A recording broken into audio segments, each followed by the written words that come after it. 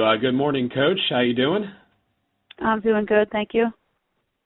Thanks again for joining us this morning. For members of the media on the call, please press *1 at this time to get in the queue to ask questions for head coach Angel Elderkin of Appalachian State. Coach, before we get to that, we've kind of gotten in the beginning of Sun Belt play this year. Just give us your thoughts on the season so far.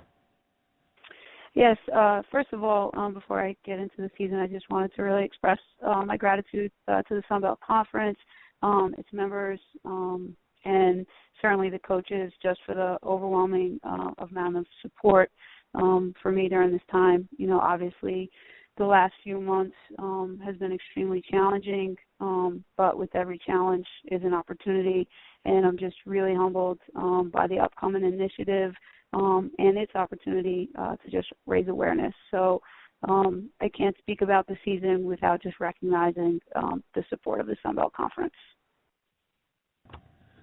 Well, Coach, thank you very much. And, it's honestly, speaking from the Sun Belt side, it's been our pleasure and really one of the, more humbling and enlightening experiences to, be there for you during this time. And all of our coaches are behind you 100% unanimously. So we appreciate your kind words, but definitely want to reflect on your courage and your dedication so far this season. Without further ado, we'll take some questions from the media coming up now. Our first questions come from Brett Strelo of the Winston-Salem Journal.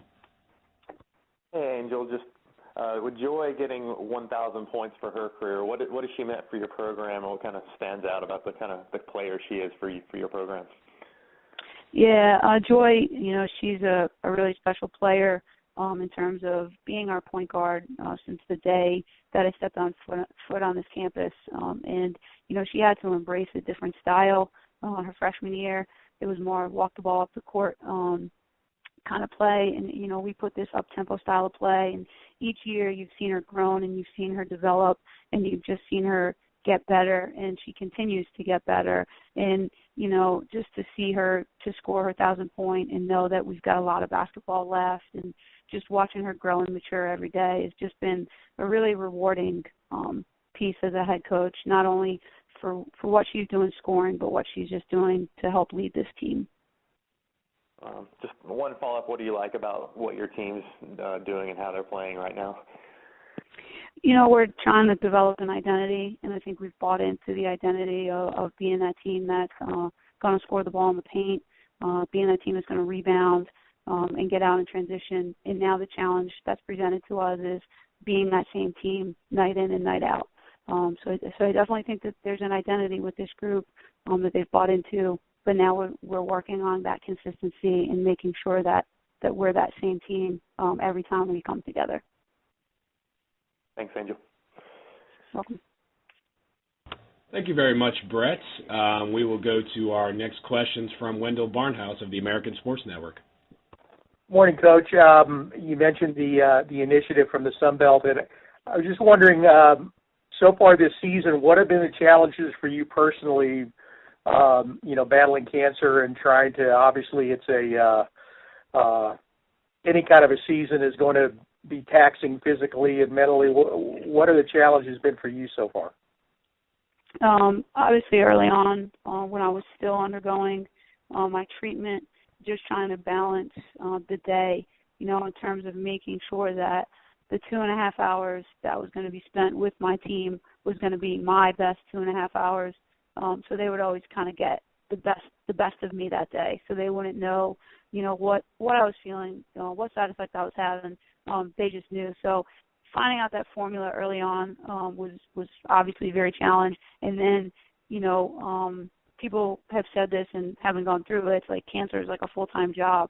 So it was like trying to manage my treatments, my self-care, with also trying to make sure that, again, I was giving everything I could to the team. And so that was certainly a tough balance. As I've moved away from treatments, it's been substantially easier. I feel a lot stronger, a lot healthier, and I have certainly more than just 2.5 good hours in a day. So that's been really exciting. When did your treatments wrap up?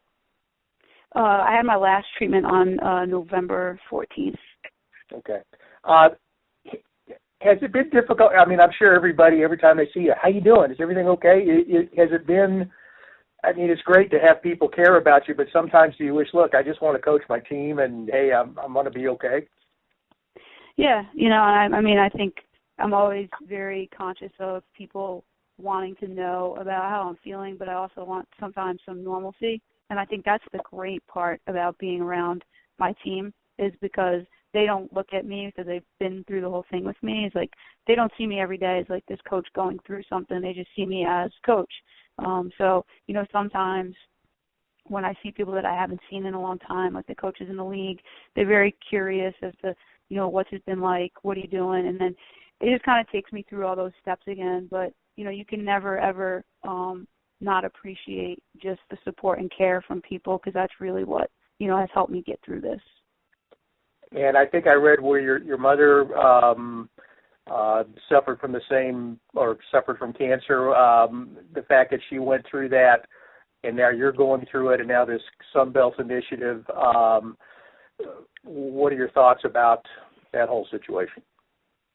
Yeah, you know, my mom had a different struggle in terms of having lung cancer, and when she was diagnosed, hers was inoperable. And so for me, when I was first diagnosed, as a family, we had a really tough time with the diagnosis in terms of kind of like, here we go again. And with every treatment, my family they didn't understand that my treatment was for the cure. You know, we were talking about something that I was going to go through for the win, for the cure.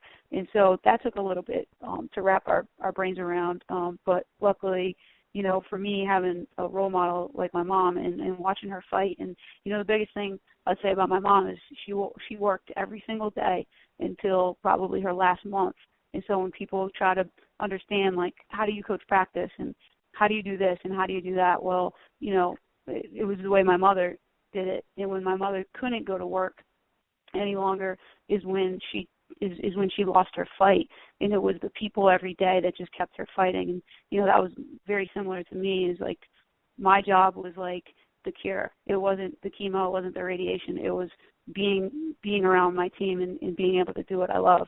And then, you know, in terms of the initiative, it's just, I've just been overwhelmed by it, and watching the video of my peers talking about it, it's just been really, really, really nice.